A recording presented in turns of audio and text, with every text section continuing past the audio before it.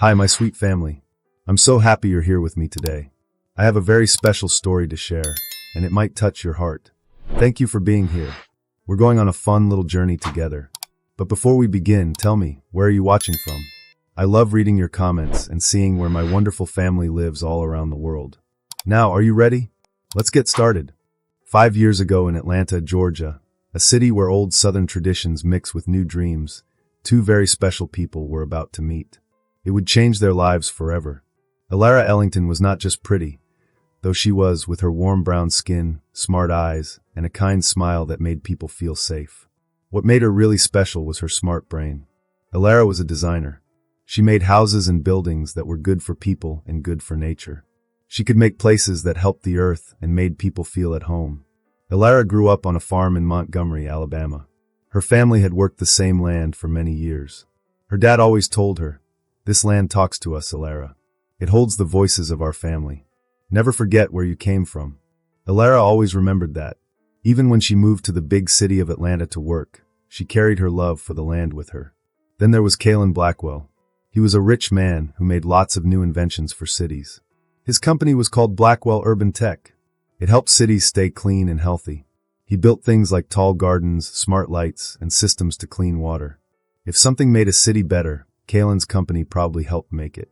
But even though Kalen looked strong on the outside, he was sad on the inside. He had no parents and lived in many foster homes as a child. He worked very hard to become rich, so he would never feel alone or poor again. Kalen believed in computers, numbers, and facts, not people. He didn't trust others easily because he had been hurt before. One sunny spring morning in Piedmont Park, Alara was rushing to a meeting. She was going to show some very important people her ideas for a new kind of neighborhood, one that was both beautiful and affordable. What she didn't know was that one of those important people was Kalen Blackwell himself. As she hurried down the path, she didn't see a crack in the pavement. She tripped, and all her drawings flew everywhere. Some even landed near the lake. "No, no, no!" Alara cried, trying to grab them before the wind blew them away. Suddenly, someone was next to her, picking up the papers fast. "We should move quickly," the man said in a deep voice. Alara looked up and saw the most serious eyes she had ever seen. She didn't know it yet, but this man was Kalen Blackwell. "Thank you," she said, breathing hard. Kalen looked at one of her papers. "This is very smart," he said. Alara explained. "It's based on termite mounds. They keep homes cool naturally and can save lots of money." "You're the designer of the Piedmont project?" Kalen asked. Alara blinked. "Yes, how did you know?" "I'm your 9:30 meeting," he said, holding out his hand. "I'm Kalen Blackwell. If you've ever met someone and felt like it was meant to be, like magic, then you understand what happened next." After Alara gave her presentation, Kalen's company agreed to help build her project. Later, Kalen asked her to dinner to talk more, but they ended up talking about their lives. Alara told him about growing up on the farm. Kalen told her about growing up without a family. They both loved helping the planet. They laughed, they shared ideas, and they even argued playfully about whether nature or technology was better. Alara said, "Nature and technology working together is the best answer." Kalen smiled. "I think you might be right." Soon, they were going on adventures around Atlanta. They hiked in the forests, visited gardens, and drove to Savannah to walk under the big old trees. But the best moments were when they talked quietly and shared their hearts. One night, Alara said, "My mom loved my dad so much that when he died, she felt like half of her heart was gone. I'm scared to love someone that much." Kalen was quiet. Then he said, "I was always alone. My biggest fear isn't losing someone, it's letting them down." These honest talks made their bond stronger. For months after they met, Kalen took Alara to Savannah. As they walked under the sunset, he stopped and turned to her. "I've built things to help cities," he said, "but you help my heart." Then he knelt on one knee and opened a little box. "Alara Ellington, will you marry me? Will you build a life with me?" The ring had a shiny green emerald, surrounded by tiny diamonds. It stood for growth, love, and the beautiful life they would build together. Alara smiled and said, "Yes." That night, she called her mom Mavis. Her mom was once a civil rights fighter and was still strong and loving. "He proposed, Mama," Alara said happily. "I said yes." Her mom was quiet for a moment. Then she said, "Baby girl, I'm happy if you're happy. But remember, marriage is not just for sunny days. Pick someone who stays when the storms come." "He's that person, Mama," Alara said softly. I know it in my soul. Their wedding wasn't fancy, even though Kaylin was rich. It was small and special.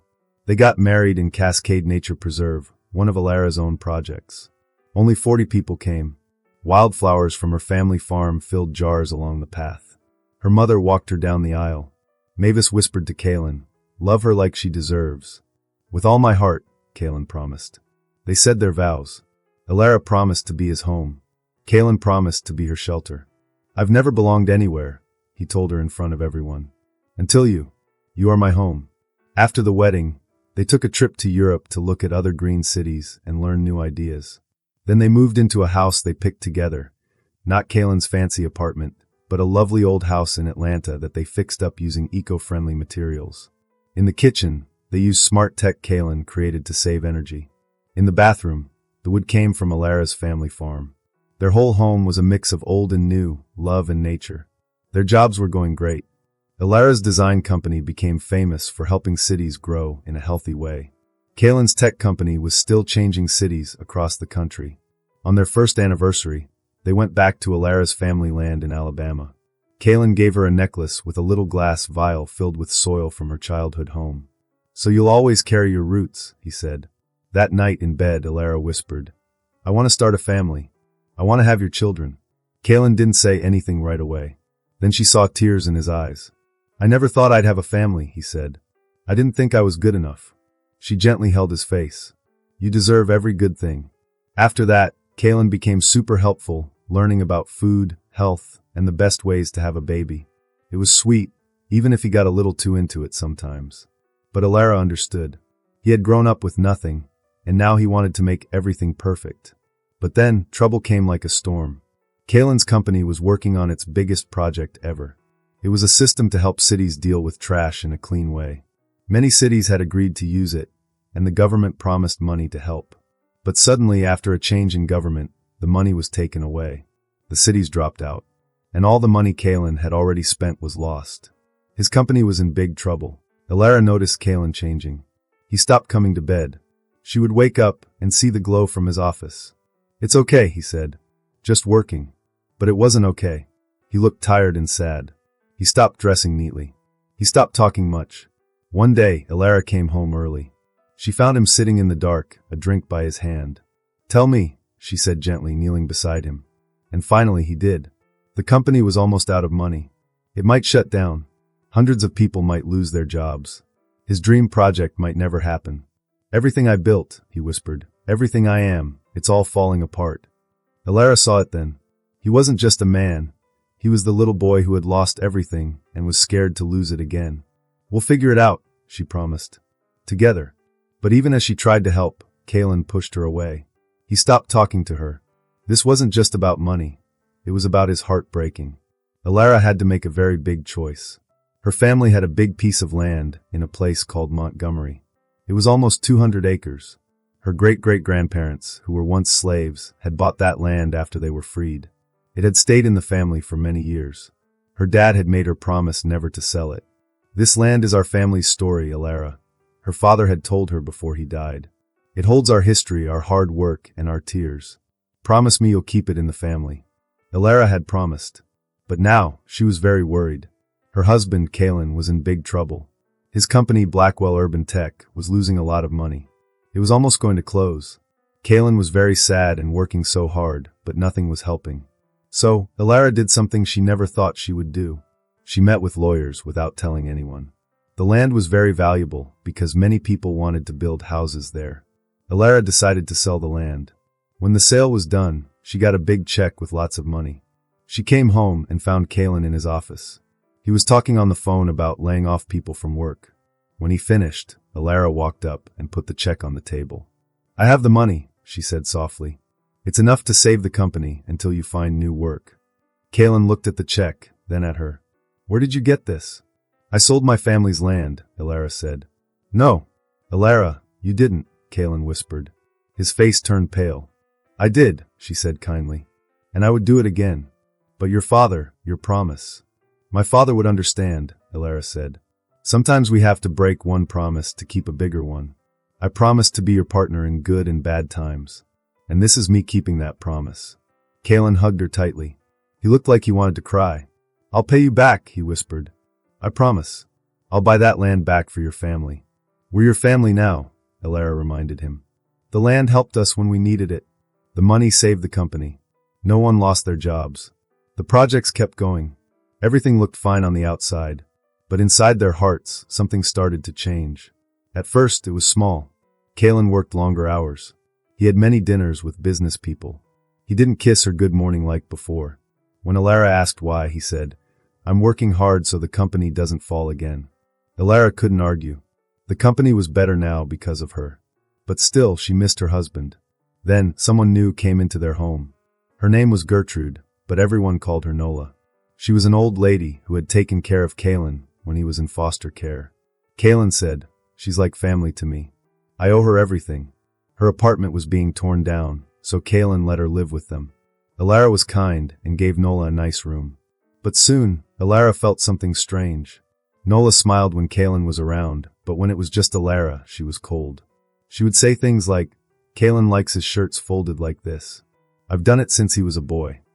Or his coffee needs to be stronger, and she would change the coffee Elara made. These things were small, but they made Elara feel like she wasn't good enough. Elara tried hard to be close to Kalen again. She cooked his favorite foods, but he'd call to say he had to work late. She planned weekend trips, but he always canceled. One evening, Elara made a very special dinner. She wore a new dress and lit candles. She waited and waited. At 11 o'clock, she put away the food. Kalen came home at midnight and didn't even notice the dinner. Is everything okay between us? She asked. Of course, he said. Why wouldn't it be? You're never here. And when you are, you don't seem happy. I'm rebuilding the company, he said. I can't let it fall again. And let's be honest, I'm still in your debt. Debt? I'm your wife, not someone you owe money to, she said. You gave up your family's land to save my company, he said. That changes things. Then he turned to his computer and stopped talking. Elara felt hurt. That night, she called her best friend Sasha, a lawyer. Something's wrong, Elara said. It's like Kalen doesn't love me anymore. Or like, someone is trying to come between us. Nola? Sasha asked. How well do you know her? Elara said, she's just old and protective of Kalen. But soon strange things started happening. Her perfume bottle was almost empty, even though she hadn't used it. Things in the house were moved. Once, she came home early and saw Nola in her closet, touching her clothes. I'm just tidying up, Nola said. But her eyes didn't look kind. One day, Elara heard Nola talking to Kalen. She spends your money all day, Nola said. Women like that don't care about real things. When Elara walked in, Nola smiled sweetly. But Kalen said nothing to defend her. Then Elara got very sick. She thought it was stress. But it lasted for weeks. She went to the doctor, and the doctor smiled. Congratulations, Mrs. Blackwell. You're going to have a baby. And from the looks of it, twins. Elara was shocked and happy. They had wanted a family before all the trouble. She bought 2 tiny baby shoes, one blue, one pink, and planned a special dinner. She cooked his favorite meal, set the table, and put the baby shoes in a gift box by his plate. Then she went upstairs to change into her favorite dress. But she heard a sound in their bedroom. She thought it was Kalen. She went inside and found a man she didn't know. He was young, wearing a nice suit, and looked surprised. I'm sorry, he said. I was told to wait here for Mrs. Blackwell. I am Mrs. Blackwell, Elara said. The man looked confused. No, but Nola walked in fast. What's going on? Elara asked. Nola said, he's helping Kalen with some personal money work. I told him to wait up here while I cleaned. But something felt wrong. Then, they heard the front door. Kalen was home. Let's go downstairs and explain, Nola said with a strange smile. Downstairs, Kalen's face was full of anger. How dare you, he said. In our home. In our bed. What are you talking about? Elara asked. Kalen showed her his phone. Look at this. On the screen was a photo of Elara and the man in the bedroom. It looked like they were hugging. That's not real. Elara said. I just met him 5 minutes ago. Stop lying. Kalen shouted. I have many pictures. For weeks. Did you think I wouldn't know? The man looked scared. Sir, I just met her. This is a mistake. Get out, Kalen said. My problem isn't with you. It's with my unfaithful wife. Elara turned to Kalen. Those pictures are fake. Someone set me up. They're real, Nola said. I saw different men coming and going for weeks. I didn't want to tell you, but today I had to. That's a lie, Elara cried. But Kalen didn't believe her. His face was hard and cold. Pack your things, he said. You have 30 minutes. Kalen, please, Elara said softly. Those pictures are fake. I love you. I've never lied to you. And I'm pregnant. Kalen laughed, but it was a cold, mean laugh. Pregnant? How perfect. Let me guess, the babies are mine? After what I just saw, do you think I'm stupid? They are yours, Elara said with tears in her eyes. I just found out today. Twins, Kalen. We're going to have twins. Kalen shouted loudly. I don't want to hear any more. I don't care if you're pregnant. They're not mine. Get out of my house. Our house, Elara whispered, her voice shaking. Kalen looked unsure for a second. Maybe he believed her just a little. But then Nola, an older woman who lived with them, touched his arm and said, Don't let her trick you, my boy. Some women say anything when they're caught. Kalen's face turned hard again. Without saying anything, he turned away and walked into his office. He closed the door. 30 minutes later, Elara stood outside in the rain with a small suitcase. She held an ultrasound photo in her hand. It showed the 2 babies growing inside her. She had lost everything, her husband, her home, and the life she dreamed of. But she still had her babies. And for them, she would keep going. Have you ever had someone believe something that wasn't true about you? Something that hurt you deeply? If yes, how did you deal with it? Share your story in the comments. And if this story touched your heart, click the like button so others can see it too. The first few weeks were very hard. Elara moved into a small hotel. She cried a lot. She called Kalen many times, but he never answered. She wanted to show him the baby pictures. She wanted him to believe her. But he didn't. One day, she got papers from a lawyer. It was for divorce. Kalen gave her money, but he didn't say anything about the babies. He doesn't believe the twins are his, her lawyer told her. Then we need to do a test, Elara said. A test will prove the truth. But Kalen's lawyer said no. The papers were clear. Take the money and go away, or face a long and expensive court fight. Elara thought about her babies. She needed money for them. So she agreed. She used the money to rent a small home near her parents' old house in Montgomery. She also started her own small design business. Her best friend, Sasha, helped her a lot. Sasha was a strong lawyer. She came to visit, helped set up the business, and even went with Elara to doctor visits. We should fight this, Sasha said. Those pictures were fake. That woman, Nola, planned it. And then what? Elara asked sadly. Make him take me back? No. I won't beg for love. I won't make my babies live with a father who didn't want them. The people in Montgomery were kind. Mrs. Johnson brought her food. Mr. Washington helped with her office. Other women from church drove her to the doctor when she was too tired. But Elara still felt very lonely. She went to baby classes alone. She bought baby clothes by herself. Everyone around her had partners, but she didn't. Then the day came. Elara was having the babies. It was hard. It took 26 hours. She cried and screamed. But Sasha never left her side. She helped and cheered her on. The first baby was Leora. She was 6 pounds and had dark hair. She cried loudly. 17 minutes later, Mira was born. She was smaller, just 5 pounds. She didn't cry as loud, but she had big, smart eyes. And both girls had eyes just like their daddies. They're perfect, Sasha whispered, holding Mira. They are, Elara said. She held Leora close. And then she made a promise. My babies will always know they are loved. They will always know they are enough. Just the way they are. The first few months were hard. Elara was very tired. She didn't sleep much. She worked to grow her business. And she missed Kalen.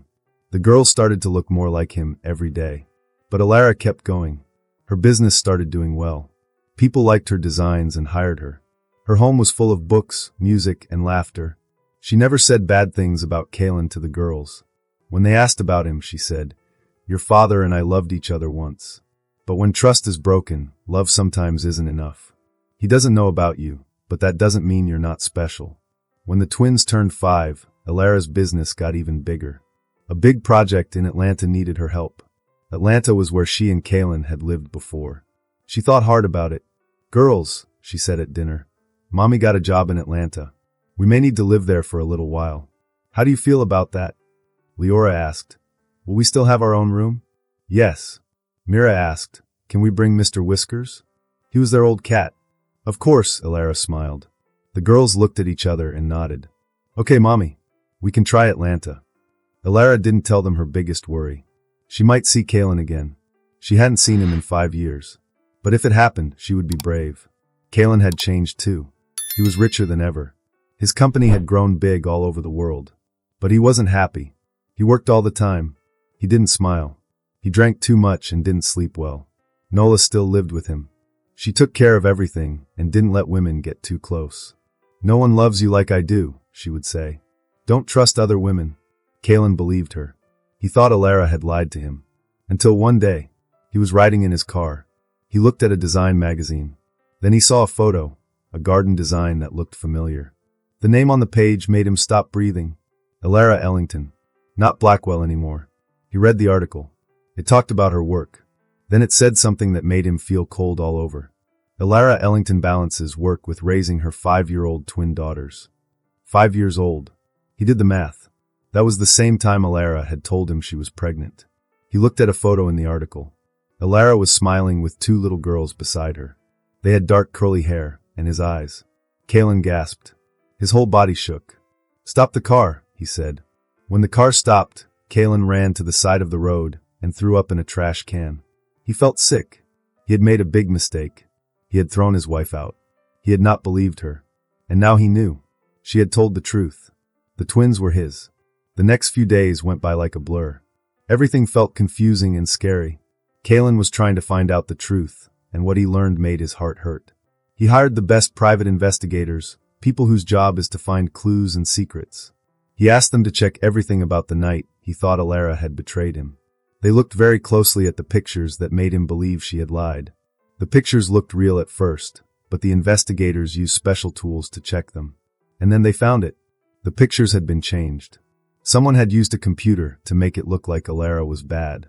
But it was all fake. Someone had planned the whole thing. The stranger in the bedroom. The clues that made Kalen think Alara had lied. It was all a big trick. Then the investigator showed Kalen one more clue. There were receipts, proof that someone had bought expensive photo editing tools. And the name on those receipts? Nola Keys. Nola, the woman who had been like a mother to Kalen. The woman he trusted more than anyone. Confronting her, talking to her about what she did, was the hardest thing he had ever done. He found her folding his clean shirts in her room, like she had done since he was a little boy. "Did you do it?" he asked quietly from the doorway. "Did you fake those photos of Alara?" Her hand stopped folding for just a second. That tiny pause was enough. He knew the truth. "I don't know what you're talking about," she said, still folding. "I saw the evidence, Nola," he said. "I know it was you." She didn't turn around. "Whatever I did," she said softly, "I did it for you." "For me?" Kalen whispered. "You destroyed my marriage. You made me leave my children. How was that for me?" Nola turned then. Her face looked full of wild love, but it scared him now. "She was taking you away from me," Nola said. "She was making you weak. When she sold that land to save you, I saw how small it made you feel. I couldn't let that happen. That was my problem to fix, not yours." Kalen said, his voice shaking. "You ruined everything, Nola."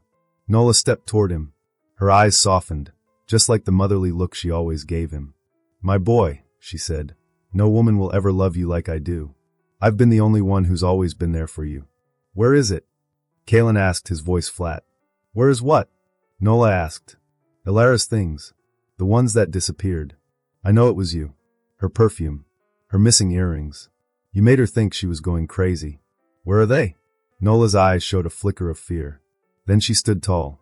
"In the storage closet," she said. "In my bathroom behind the towels." Without another word, Kalen walked into her bathroom. He pulled away the neatly folded towels. There was a box hidden behind them. He opened the box. Inside were Alara's earrings, the ones from her grandmother. There was also the hair comb she wore at their wedding, and the bracelet he gave her on their first anniversary. And something else. A small gift box. Inside were 2 tiny baby shoes. One blue, one pink, and a note in Alara's handwriting. It said, "For the twins we made together. I love you, Daddy." She had planned to tell him that night. She wanted to surprise him with the news. When Kalen came back into the room, Nola was sitting on the bed. She looked scared and stubborn. "You need to leave," he said quietly. "There's a car waiting to take you to the airport. It'll be here in 1 hour. My lawyers will make sure you have enough money for the rest of your life. But you can never talk to me or my family again." "Kalen," Nola cried. "You don't mean that." After all I've done for you. All you've done, Kaylin yelled. You stole 5 years of my children's lives from me. 5 years. I can never get those back. Nola flinched, but then her face got hard. She was never good enough for you, she said. Those kids, they're probably not even yours. She's tricking you again. Get out, Kaylin said, his voice cold. Get out before I forget every good thing you ever did for me when I was little. An hour later, Nola was gone. But Kaylin didn't feel better. He felt crushed. Somewhere in the city were his daughters, 2 5-year-old girls who had never met their daddy. He had missed their first steps, their first words, their first everything. And Alara, the woman he loved more than anything. The woman he didn't believe. The woman he had pushed away without even letting her explain. What could he say now? For the first time since he was a small boy in his first foster home, Kalen Blackwell cried. He cried hard, with deep sobs that shook his body. He cried for the 5 years he missed with his daughters. He cried for the pain he gave Alara. And he cried because he trusted Nola more than the woman who gave up everything for him. When he finished crying, he knew what he had to do. Maybe it was too late. Maybe Alara would never forgive him. But he had to try. He had to try for his daughters. He had to try for Alara. He had to try to become the man he should have always been. Family, he said in his video to his fans, what do you think? Can someone come back from a betrayal this deep? Can some mistakes be forgiven? Or are some things too terrible to fix? Tell me in the comments. And if you're new, join our Sage King family by subscribing. Finding Alara and the twins wasn't hard. Her design company had a website. It said she had a new office in Atlanta. What was hard was figuring out how to talk to her. Should he call? Send a letter? Would she delete the email? Tear up the note? In the end, Kalen didn't call or write. He just wanted to see them. Not to talk. Just to see the daughters he never met. He was walking in Piedmont Park on a cool fall day, just thinking. That's when he heard laughter. He looked up and froze. Near the lake, there was Alara. She looked even more beautiful than before. Her face looked stronger, more grown up. And with her were 2 little girls in matching yellow dresses, feeding ducks by the water. The girls were perfect. They looked like small versions of Alara, but they had his eyes. His chin. One girl was outgoing, throwing bread and laughing. The other girl was quiet, carefully watching the ducks. His daughters. His heart almost stopped. He stood there, not able to move. Just staring. Then the quiet little girl looked up. Her eyes searched the path, and then stopped on him. They stared at each other across the park. Then she pulled on Alara's sleeve and pointed. Alara looked over. She covered her eyes from the sun. And then she saw him. Her whole body stiffened. She stepped in front of the girls to protect them, like a mama bear. Kalen thought he should leave. He shouldn't have come. But before he could go, Alara told the girls something and then slowly walked toward him. She kept herself between him and the girls. Kalen, she said, her voice tight. Shah, he said. That was what he used to call her. His voice sounded strange, full of feelings. What are you doing here? She asked, crossing her arms. I know the truth, he said. About the pictures. About Nola. About our daughters. Something changed in her eyes.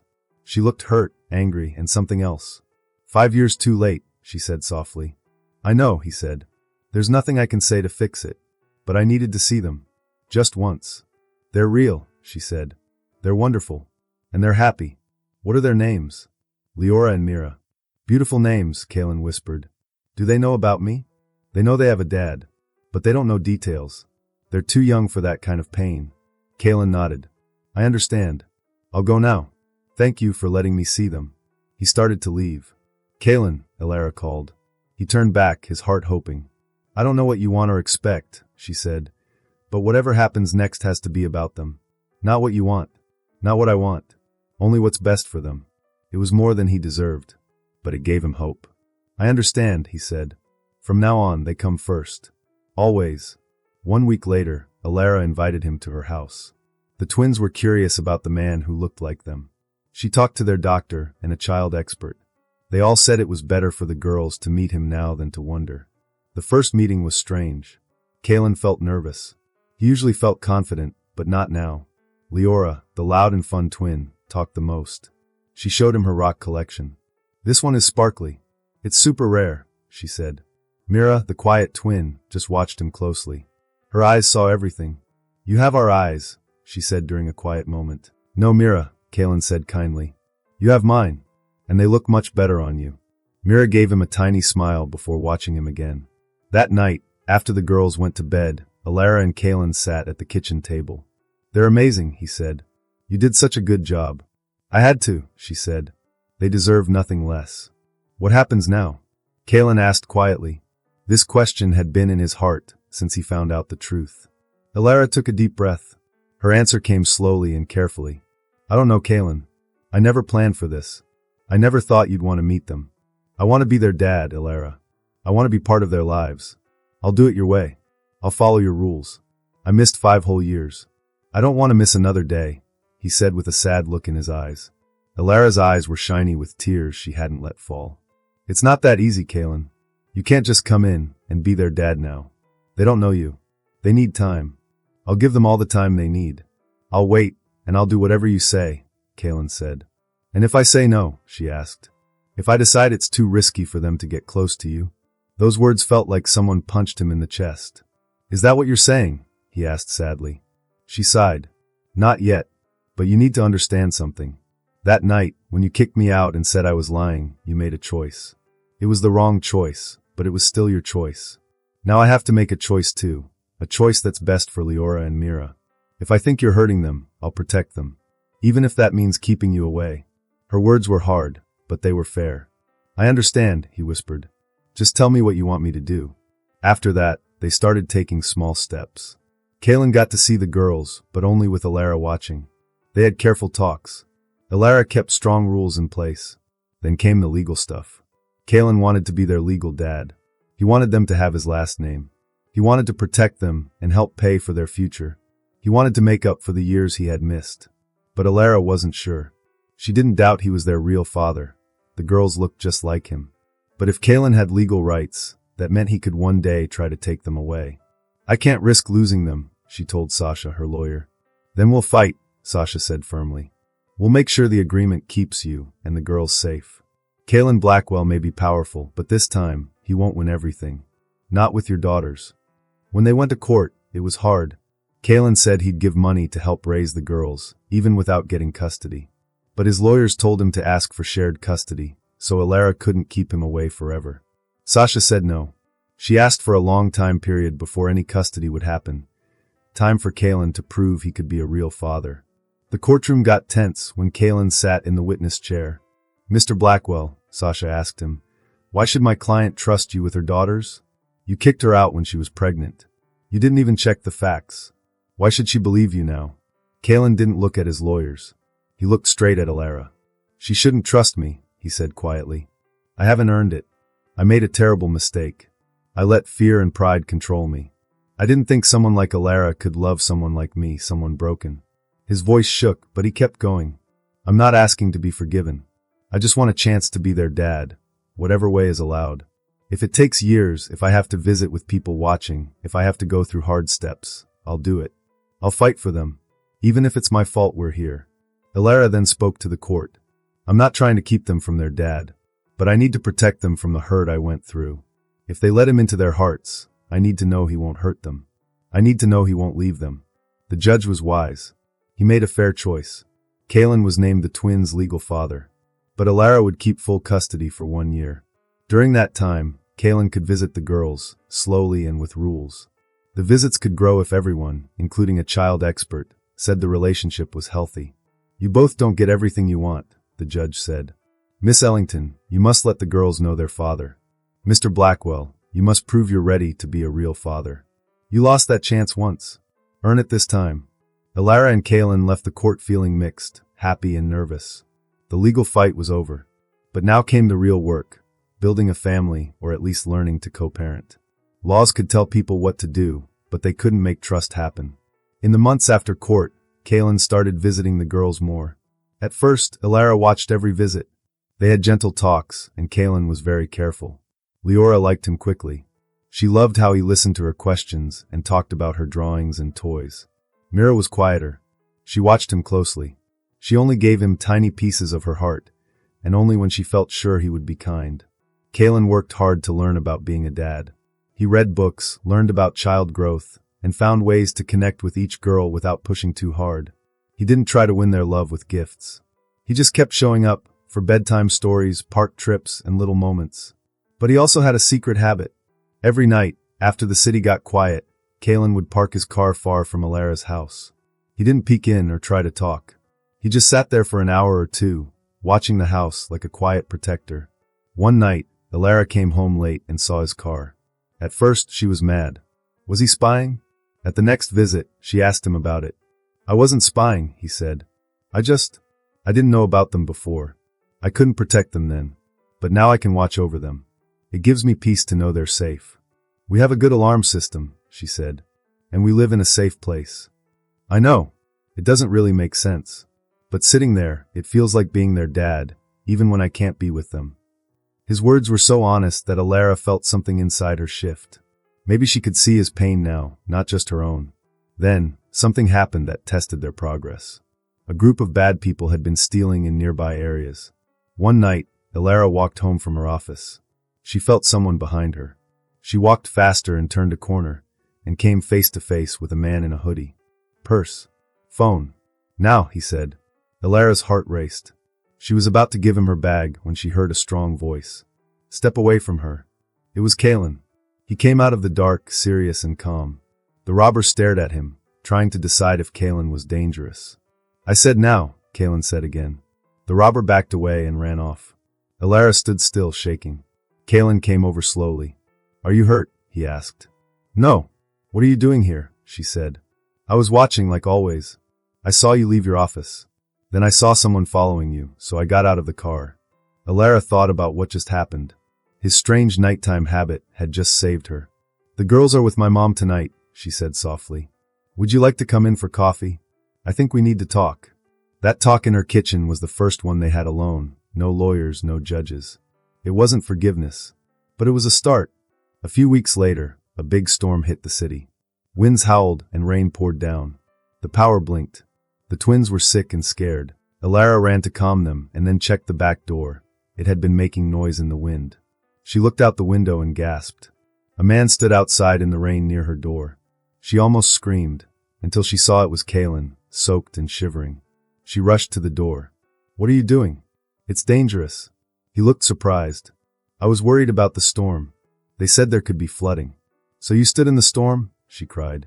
Get inside. He was freezing but said, not long. Still, he shook badly.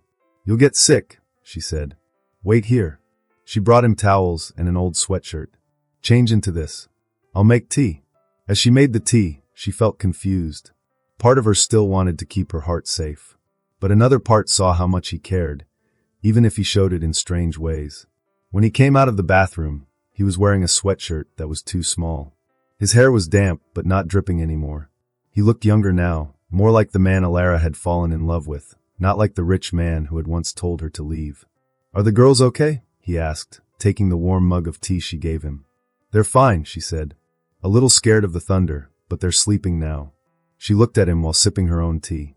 You can't keep doing this, Kalen. Sitting in your car outside our house every night, staying out in the cold, and getting sick. It's too much. I know it seems like a lot, he said, but I keep thinking about those 5 years. I wasn't there to protect them. I wasn't there to protect you.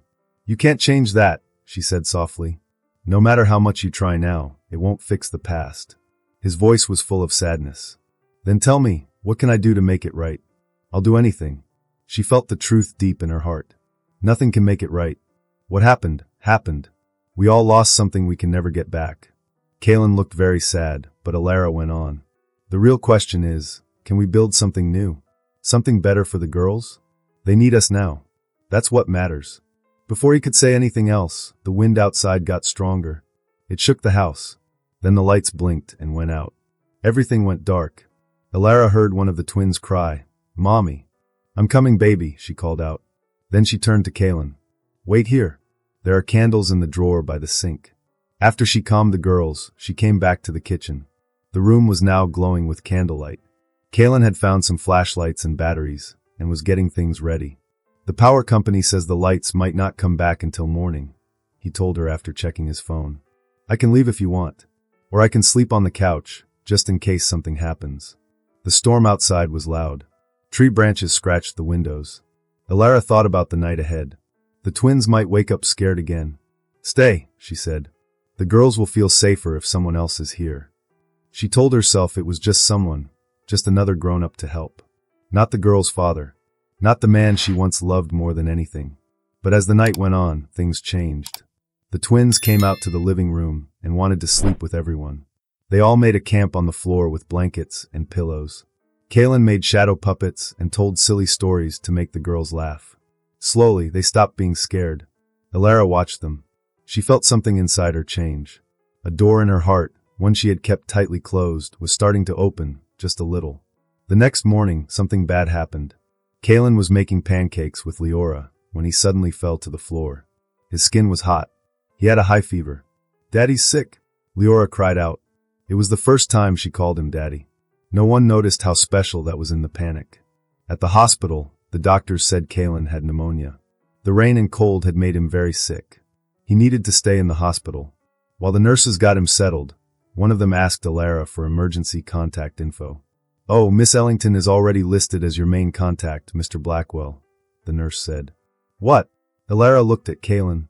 He looked embarrassed. "I never changed it," he said. "Even after everything. I couldn't take your name off." Later, while the twins were with a kind nurse playing games, Elara sat beside Kaylin in his hospital room. The beeping sounds and the smell of medicine made everything feel like they were in a different world. A place where the truth could finally be spoken. "Why?" she asked. "Why did you keep me as your emergency contact, even when you thought I had hurt you?" Kaylin's eyes were tired and watery. "Because even when I was mad, even when I believed the worst, I never stopped loving you. I told myself it was hate. But when they asked who to call if I got hurt, I could only think of you. Always you." His words were honest and full of love. Elara felt her heart breaking again. "I kept your sweater," she said quietly. "The gray one you wore on Sundays. For months after you left, I held it at night when I couldn't sleep. Even when I hated you, part of me still loved the man I thought you were." "I was that man," he said. "And I failed you." Elara reached out and held his hand. It was the first time she had touched him on her own since he came back into their lives. "We both lost so much because of Nola's lie," she said. "But the ones who lost the most were Leora and Miri. They deserved to have their dad from the start. You should have been there when they were born, for their first words, their first steps." "I can never get those moments back," he said sadly. "No," she said. "But maybe we can make something new. Not what we had before, but something better for the girls now." It wasn't forgiveness. Not yet. It wasn't getting back together. But it was a beginning. A small bridge between them after 5 long years apart. As Kaylin got better, they started working together as parents. The strict schedules relaxed. The twins began to spend weekends at Kaylin's house. They came back with stories about science fun in his lab and movies in a special room he had made just for them. Elara watched this growing love between the girls and their dad with happy but careful eyes. She was glad they were bonding, but also scared. What if everything broke again? What she didn't know was that Kaylin had a secret. Each night, after leaving their home, he would park his car nearby. He would sit there all night, watching their house. At first, it was just his way of feeling close. Later, when the neighborhood got more dangerous, it became his way to keep them safe. He never told Elara. He knew she might get upset. She might think it was creepy, but he didn't care. He had to protect them. One rainy evening, Elara was walking home from the bus stop. Kaylin saw a man in a hoodie following her. The man started walking faster and reached into his jacket. Kaylin didn't wait. He ran toward them. "Hey," he shouted. The man stopped for a second. Kaylin stood between him and Elara. "Walk away," he said calmly. Something in Kaylin's eyes made the man leave. "What are you doing here?" Elara asked. Her voice was shaking. "I was just passing by," Kaylin said, not looking at her. But she didn't believe him. "At 11:30 at night? In this neighborhood? Not near your fancy house." The next morning, the twins were excited when they heard the story. "Like a superhero, Mommy?" Mira asked, milk on her chin. "Did he fight the bad guy?" Leora asked, always full of drama. "No fighting," Elara said. "And he's not a superhero, just your father in the right place at the right time."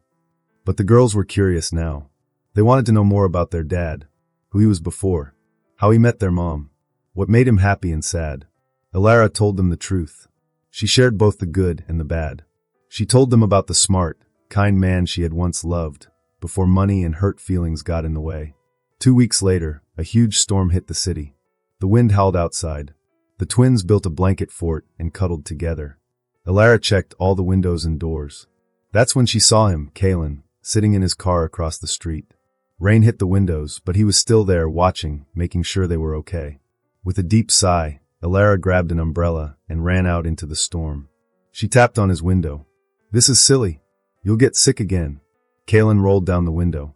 Rain hit his face. "I just wanted to check if you had power, if the girls were okay." "We have a generator," she said. Then she asked, "How long have you been doing this?" "Sitting here at night?" He didn't answer. That was enough. "Come inside," she said. "The girls are building a fort. You can wait out the storm with us." He followed her but didn't walk too close. He didn't want her to think he expected anything. But halfway to the door, he swayed. He looked pale and weak in the stormy light. Alara turned just in time to catch him before he fell. Before he fell down on the wet grass, something was wrong with Kalen. Later, in the bright and clean hospital room, the doctor told Alara what happened. He was very tired, cold, and a little bit sick with something called pneumonia, the doctor said. "When was the last time he actually slept, Mr. Ellington?" Alara stood in the corner of the room with her arms crossed. The twins were at her neighbor's house. She hadn't planned to stay after the ambulance came. But something made her stay. Maybe it was the way little Mira had put her favorite stuffed animal in her daddy's hand before the doctors took him away. "So he won't be scared," she said. When the nurse asked for someone to call in an emergency, Alara gave her name right away. She didn't even think about it. But then the nurse asked, "And who are you?" "I'm his," she started, and then stopped. "I'm his emergency contact." Later, when Kalen woke up, he looked at her. "You kept me as your emergency contact? After everything?" Alara looked down at her hands. "I never changed it," she said. But both of them knew there was more to it than just forgetting to update a form. There was a big silence between them. It was full of 5 years of sadness and hurt. Then Kalen spoke. "I know I don't deserve it," he said, his voice soft and shaky. "I made a big mistake. I threw you out. I believed something bad without even asking you. I didn't give you a chance. It was terrible." "You're right," Alara said quietly. "It was." Kalen nodded. He knew it was true. "But I want you to know that ever since I found out the truth, I've tried every day to be a better man. Not to get you back. I know I lost that chance. But I want to be the kind of man who can be in your life and in the girls' lives." Alara felt tears in her eyes. "Do you know what hurt the most?" she asked. "It wasn't that you believed I did something wrong. It was that you thought I could ever hurt you like others had hurt you before. After everything we shared, you still didn't see the real me." "I see you now," he whispered. "It's too late, but I see you." Something changed in that moment. It wasn't forgiveness yet. It wasn't getting back together. But it was a moment of truth. A moment where they both saw the pain. "The girls need their father," Alara finally said. "And you've shown me you want to be that for them. So let's start there. We'll build something new. For them." "For them," Kalen agreed. And in his eyes, Alara saw that he accepted her words. And maybe there was a little hope too. 20 years later, the big Atlanta Convention Center was full of excitement. The Ellington-Blackwell Sustainable Technology Summit was at its biggest moment. On stage, 2 beautiful young women in their mid-20s were speaking. Leora had her dad's serious and strong look. Mira had her mom's warm smile and bright ideas. In the front row, Kalen Ellington, now in his 60s with silver hair, watched proudly. Beside him was Alara. She looked even more beautiful with time. Her hand rested calmly in his. "Did you ever imagine this?" he whispered to her as their daughters showed everyone a new machine that could clean water for poor countries. "That they would get your clever brain and my strong will." Alara smiled. "Honestly, I was a little scared of that." Kalen chuckled. His laugh was soft and warm. His thumb gently touched the ring on her finger. It wasn't the big diamond ring he had given her when they first got married. That was a long time ago. This was a simple, shiny ring they had exchanged 10 years ago. Their wedding had been small, just the twins and a few close friends. On stage, Leora was talking. "Today, we are proud to start the Ellington-Blackwell Foundation. It will help bring clean water and smart ideas to places that need them most." Mira added, "This foundation shows both our parents' dreams, our dad's love for technology, and our mom's love for helping people in kind and fair ways." Alara squeezed Kalen's hand. "Worth it," she whispered. And Kalen knew she meant more than just the foundation. She meant everything they had been through. As everyone clapped loudly, Kalen looked at the woman who had slowly, piece by piece, let him back into her life. The woman who taught him that love wasn't about owning someone, but about growing, being patient, and learning to forgive. Do you ever regret it? He asked quietly. Giving me another chance? Alara looked at their hands, still holding each other. She looked at their rings that took 15 years to come back onto their fingers. Then she looked at their daughters, shining on stage. The hardest kind of forgiveness is the one that's most worth giving, she said softly. I chose to love you again. Not because I forgot the pain, but because I didn't want it to control our lives forever. She smiled and said, and because those two amazing girls up there deserve to see what healing looks like. That even big wounds can get better if you're brave enough to try. As their daughters finished their speech, Alara and Kaylin stood up with the cheering crowd. But while others were clapping for the new invention, Alara and Kaylin were celebrating something else. They were cheering for their family. A family they had built again from the broken pieces of hurt and mistakes. A family that had become something beautiful and strong. Hi, my sweet Sage King family. Stories like Alara and Kaylin's show us something very special. Even when we get really hurt, we can still build something better, something stronger. Their story teaches us that real forgiveness doesn't mean we forget what happened. It means we don't let the pain stop us from having a good life. What would you have done if you were Alara? Could you love someone again after they hurt you? Or if you were Kaylin, how would you say sorry for 5 years of pain? These are hard questions. There are no perfect answers. But remember, everyone makes mistakes. What matters most is how we fix them and how we grow after them. If this story touched your heart, please press that like button. It helps more people find these stories. And don't forget to subscribe and turn on the bell so you never miss a new story. Most importantly, share your thoughts in the comments. What you say might help someone who is going through a hard time right now. Until next time, this is Sage King, reminding you, the most beautiful stories are the ones where broken hearts find their way back together. I love you all. Take care of your hearts.